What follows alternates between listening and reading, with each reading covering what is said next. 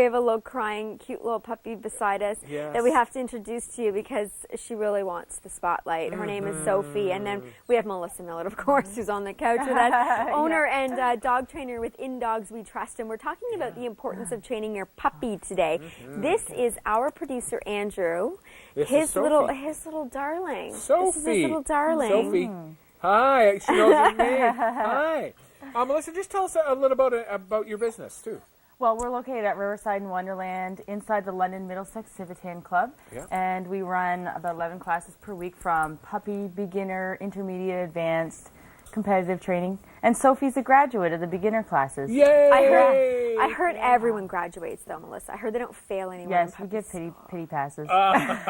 Did she get a pity pass? No, she didn't. She did great. Except, she's part beagle, so it's harder to train the hounds because they're bred to catch a scent and follow that scent and be stubborn. But she did really great, despite the fact that she's a beagle. One of my first dogs that we had, and it was an admitted mistake, and we did give him away to a proper home.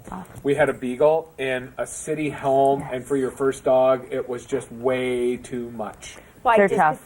Hyper and it was just too much for a first-time dog. It was too much. Yeah, they're tough. But the interesting thing about the beagle is that they're used more for scientific experiments than any other breed because they have less temperament problems. They're great with children if you have a secure backyard because they accept handling and I love her face, Sophie.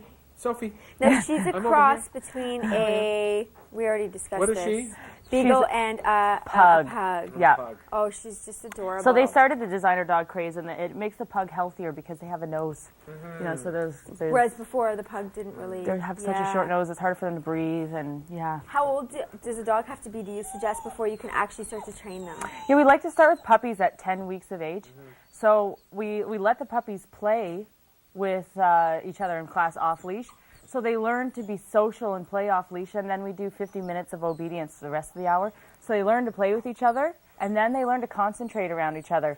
It's nicer than just straight up play, right? Because then they learn to both. She wants to go, eh? Yeah, she's ready for action do something. She smells food, and she's looking for her daddy. She agrees that the cooking in here was very excellent. It smells delicious. I know. Daddy's up in the control booth. Cooking was just happened there. Are we gonna show? You gonna show us anything here? Yeah. Yeah. We're gonna show. We're gonna teach Sophie a couple tricks. So we're gonna do one that she knows, which is leave it, and then we're gonna do a new one for her, which is take a bow. She likes her cheese, and she did very well in her learning. So. We'll start with the leave it. So we're hoping that she's going to be okay here. Yeah.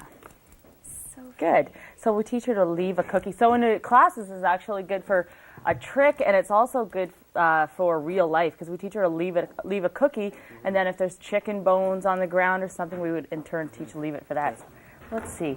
Leave it. Yes, a good girl. So that's Sophie's first trick that she knows. That's excellent. How do you teach her that? Leave it.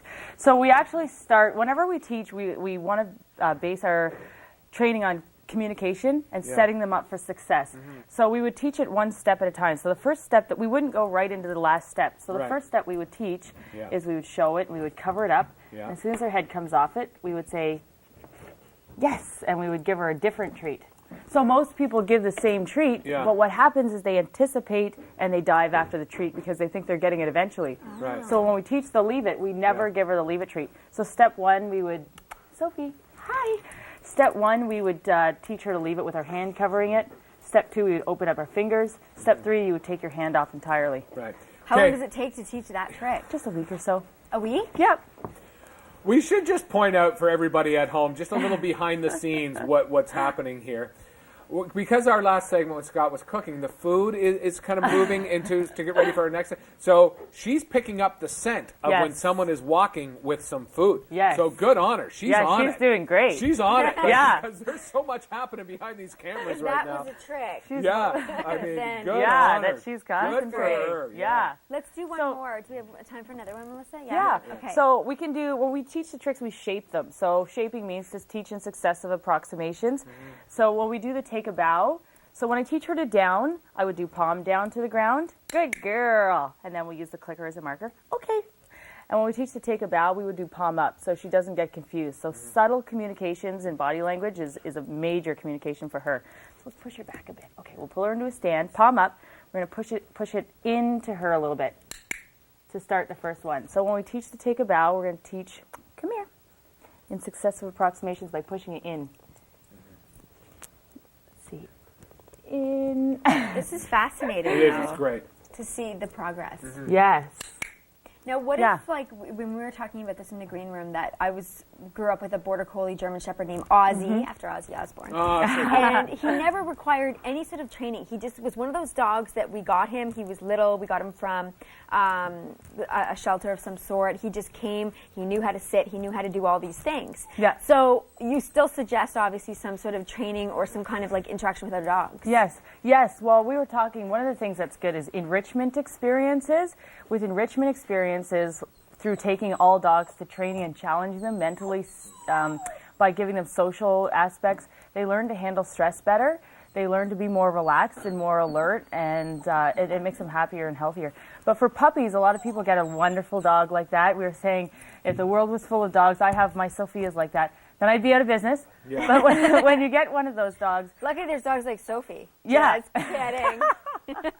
Don't listen. What we would say is, when you get a dog like that, and then you get another puppy, and you think, we did well with the first dog, I would still recommend puppy training for the socialization and the learning under distraction. Yeah. How long is a puppy training course usually? The norm is what? Could be anywhere between 4 and 8 weeks, but we have an 8-week course, so it gives you time to absorb the information.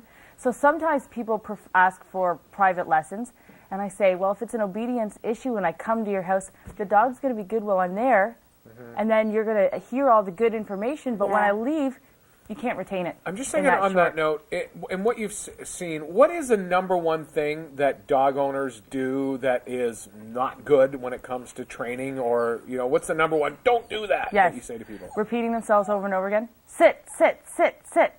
Yeah. Then they learn to ignore you. So we say it once, sit. And if we don't get it, we give a hand signal, because hand signals are easier. Right? She's like, there, good girl. Oh. So we say it once, we give a hand signal. And probably also using the leash as a cue. They pull up on the leash and say, sit. And then what happens is the leash becomes the cue. If you take the leash off, the dog's not going to listen. Right. So the leash just stops the dog from running away. Everything else is hand signals. It's almost like avoiding those clutches that's easier for us as owners, but is not easier for them to understand. Yeah, we think in terms of verbal, and they think in terms of scent and body language. So we have to think more in terms of body language is a lot easier for them to understand. So get on all fours and crawl on down there. I love her face. It's just spectacular. She's delicious, isn't she?